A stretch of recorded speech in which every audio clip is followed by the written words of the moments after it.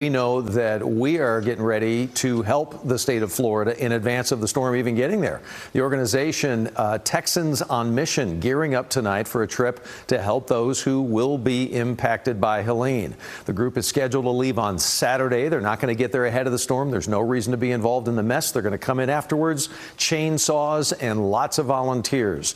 Their mission to get there to help remove debris, to provide meals, also offering showers and laundry facilities, especially in the Tallahassee area, if they do get the brunt of the storm tonight, which is still a possibility. So with that, let's talk about the latest track. Bring in meteorologist Jeff Ray with First Alert Weather. Tally still kind of in the bullseye tonight, you think, or no? No, it's the storm is going to land off to the east, as we were thinking earlier today as well. Now, you watch something like this unfold, and just keep in mind that Perry, Florida got hit by a Category 3 hurricane at the end of August last year. The strongest hurricane to get up into the Big Bend area that Jason was referring to, was this bend here, Appalachia Bay, since 1950. So they'd gone this long streak without a major hurricane, and now the very next year, up comes Helene.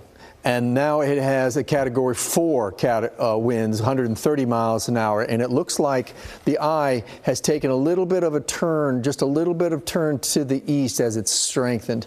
So it looks like it might be very close to Perry, where it comes on shore. So almost the exact same path. It's just, you don't know what to say. Anyway, I think this is going to happen around 9:30 or 10, but they're going to get hurricane winds before that, because this storm is massive, a lot bigger than Adelia. It is going to get all the way up almost to Atlanta as a hurricane. I think a lot has to do with its size. These things, when they're this big, have trouble unwinding. That's why you have hurricane warnings all the way up into the middle of Georgia, just to the south of Atlanta. It's still going to have very strong winds even as it gets into the Tennessee Valley. It's going to bring devastating winds and flooding rains the whole way, but the storm surge, a lot of it has to do with just the geometry of the floor seabed here in the bay. It literally funnels the water, and on the dirty side of it, this is the east side of the eye wall where the storm surge is the highest. As Jason was mentioning, they're talking about a 15 to 20 foot